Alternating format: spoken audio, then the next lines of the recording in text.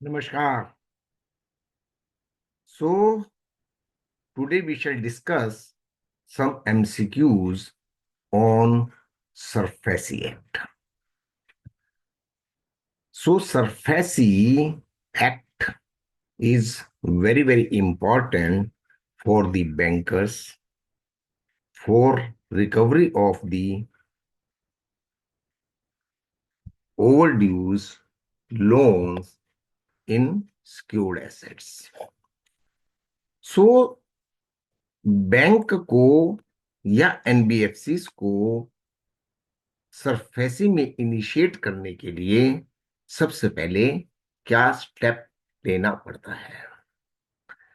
तो बैंक को या एनबीएफसी को सबसे पहले कस्टमर को डिमांड नोटिस देना पड़ता है 13(2) में, सेक्शन 13(2) ऑफ सरफेसी एक्ट, कि भाई आप ये पैसा जो ओवरड्यू है, जो आपने बैंक का पैसा देना है और जिसके अगेंस्ट आपने ये इमूवेबल सिक्योरिटी को बैंक के पास मॉर्गेज किया हुआ है, वो दे दीजिए।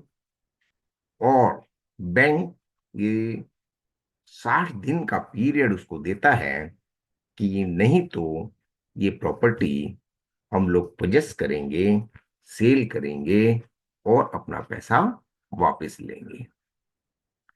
सो ऑप्शन है, आंसर इसका बी आएगा कि इशू ए demand notice under section 13(2). Immediately bank को डीआरटी में जाने की जरूरत नहीं है, सीज डायरेक्टली एसेट नहीं कर सकता, आरबीआई अप्रूवल की जरूरत नहीं है। सरफेसी एक्ट ही बनाया गया है without the intervention of the court के लिए।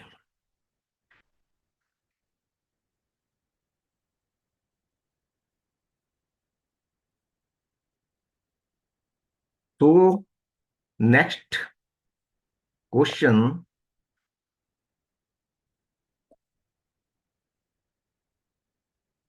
What is the minimum default amount required for invoking SARFAESI act. तो बैंक ऐसा नहीं है कि भी किसी भी अमाउंट के लिए सरफेसी एक्शन में चला जाएगा, इन्वोक करेगा। उसके लिए मिनिमम 1 लाख रुपए का ओवर ड्यू होना चाहिए। यदि यह ओवर ड्यू 1 लाख रुपए से कम है तो सरफेसी एक्शन एप्लीकेबल नहीं है। सो यहाँ पर मिनिमम डिफॉल्ट अमाउंट में आंसर बी आएगा। 10,000 रुपये नहीं आएगा, 5 लाख रुपए नहीं आएगा, 50 लाख रुपीज नहीं आएगा। 1 लाख रुपया मिनिमम अमाउंट बैंक का होना चाहिए उस व्यक्ति के ऊपर, तभी यह सरफेसी एक्शन इन्वोक हो सकता है।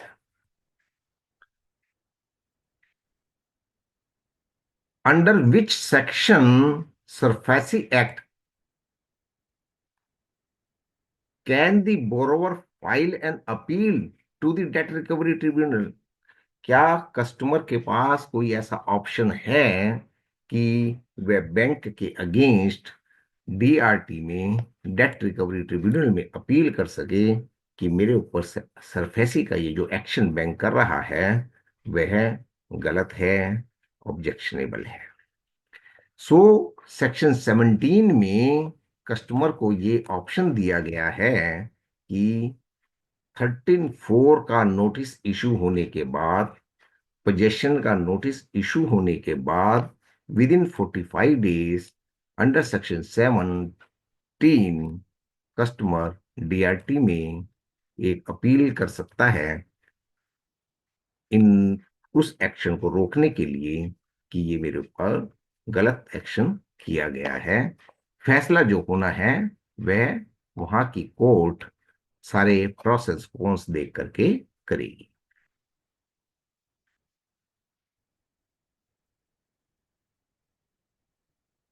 यदि बोरोवर कंप्लाई नहीं करता है डिमांड नोटिस को, बैंक क्या नेक्स्ट स्टेप लेगा, लेंडर क्या नेक्स्ट स्टेप लेगा। सो यदि 60 दिन के बाद भी पैसा नहीं आता है, तो bank section 13(4) of SARFAESI act possession notice issue करेगा।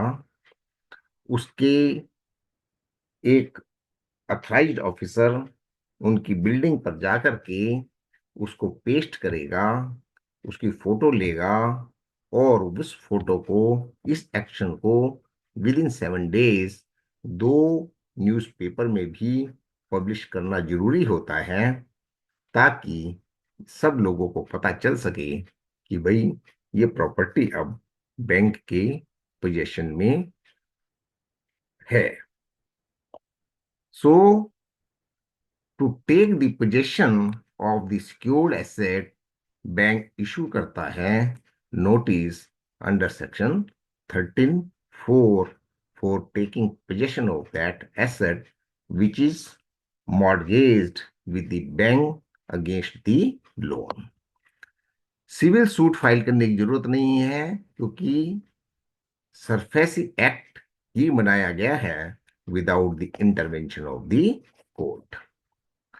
बैंक राइट ऑफ क्यों करेगा जब उसके पास सिक्योरिटी है और इंक्रीज द लोन टेन्योर नहीं है।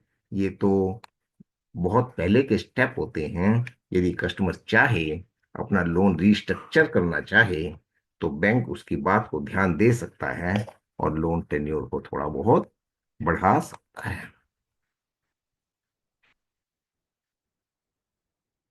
Which authority is responsible for assisting the bank in taking possession of the secured asset?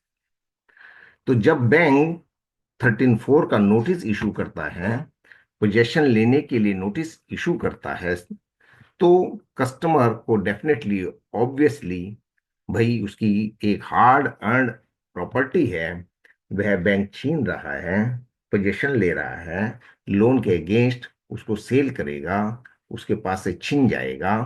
तो ऐसे समय में कस्टमर, कुछ कस्टमर होते हैं कि वो सोच लेते हैं ठीक है भाई, लोन लिया है, हम दे नहीं पा रहे हैं, तो एक प्रोसीजर के तहत बैंक ये प्रॉपर्टी ले रहा है, इमीडिएटली दे देते हैं। बट कुछ कस्टमर रजिस्ट करते हैं और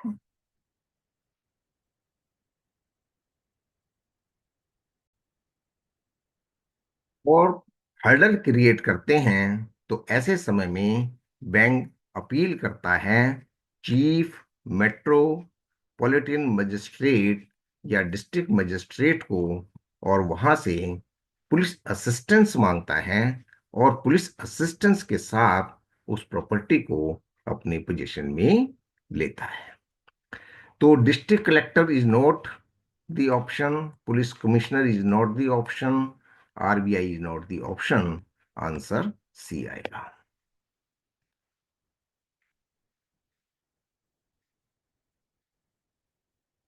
What is mandatory notice period before selling a secured asset under surface?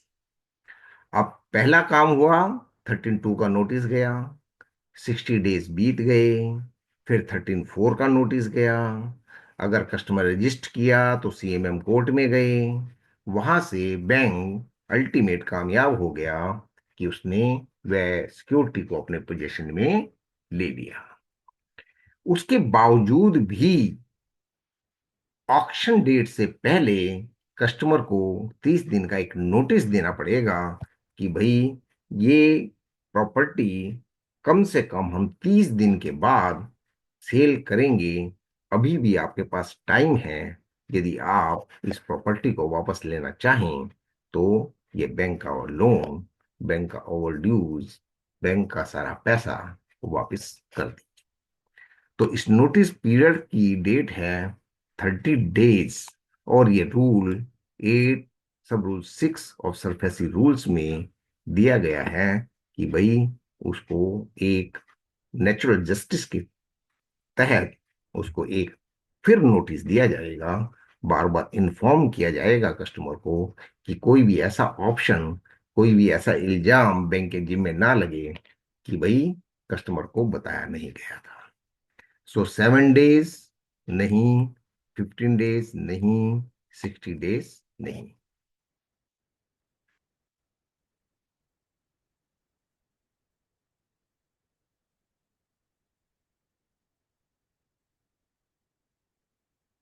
If an auction of SURFACE fails, what should bank do next? So sometime it happens कि bank ने reserve price मान लीजिए ₹100 रखा किसी property का। हम्म और उसके लिए रिक्वायर्ड कस्टमर आए नहीं। किसी भी कस्टमर ने ₹100 या उससे ज्यादा का बिड ही नहीं किया, इतने कस्टमर ही नहीं आए कि वह प्रॉपर्टी बिक सके, तो वह ऑक्शन फेल मानी जाती है। उसके बाद बैंक फिर री ऑक्शन के लिए दोबारा से प्रयास करता है, और इस बार वह अपना रिजर्व प्राइस थोड़ा रिड्यूस कर देता है। जैसे इस बार मान लीजिए नेक्स्ट टाइम में उसने रिजर्व प्राइस रखा ₹80। तो ऐसा नहीं है कि अगर एक बार फेल हो गई तो बैंक के पास ऑप्शन नहीं है। बैंक उसको दोबारा से री ऑक्शन कर सकता है with A reduced reserve price. तो हाई कोर्ट में जाने की जरूरत नहीं है, अकाउंट क्लोज करने की जरूरत नहीं है, आरबीआई को कोई ट्रांसफर है नहीं। ये सब बेकार के ऑप्शंस हैं।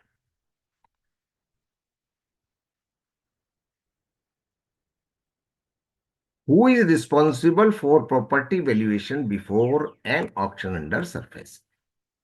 सो मान लीजिए कि बैंक ने एक कस्टमर को ₹100 का लोन दिया था।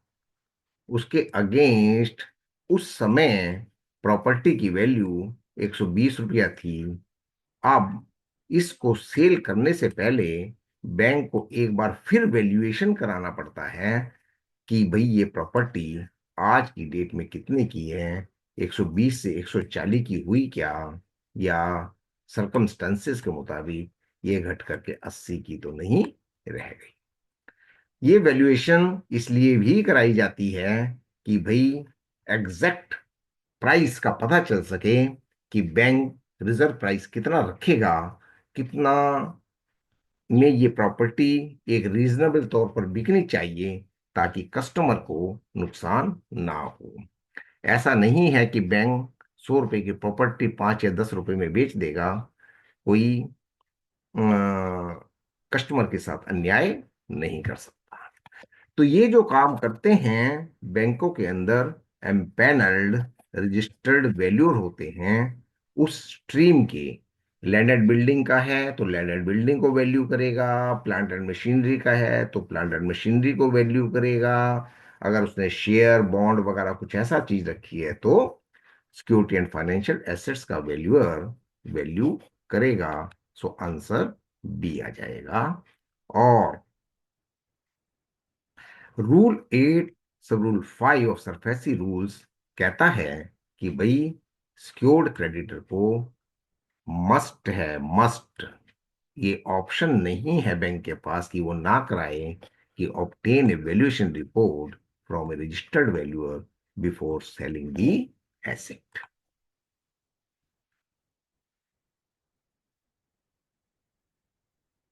Can a borrower repay dues before the auction to stop the sale? Yes, customer के पास हमेशा से ऑप्शन है।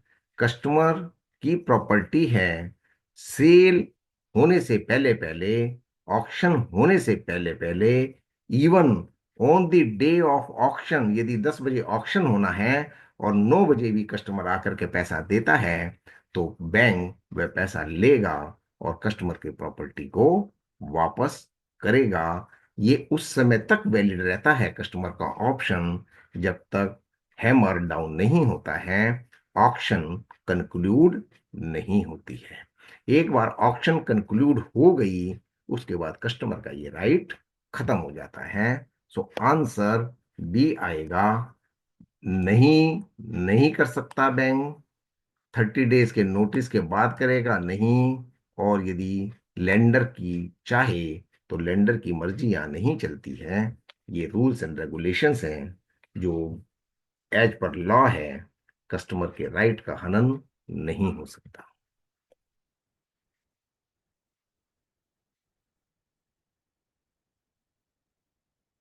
क्या एग्रीकल्चर लैंड सरफेसी में आती है? तो नहीं भैया, एग्रीकल्चर लैंड हमारे अन्नदाता हैं, एग्रीकल्चर लैंड एग्जेम्प्ट है, सरफेसी एक्शन आप इसके ऊपर नहीं कर सकते। सो आंसर बी आ जाएगा, नो। सो ये 10 क्वेश्चन सरफेसी के ऊपर हैं। मैं समझता हूँ जो लोग बैंकिंग का एग्जाम दे रहे हैं, डेट रिकवरी एजेंट का एग्जाम दे रहे हैं, और किसी तरीके से बैंक के साथ जुड़े हुए हैं, तो उनके लिए कुछ फायदेमंद हो सकता है। उसके बाद और क्वेश्चन हम नेक्स्ट वीडियो में देखेंगे। तो बहुत बहुत नमस्कार और बहुत बहुत धन्यवाद फॉर योर पेशेंस लिसनिंग। नमस्कार।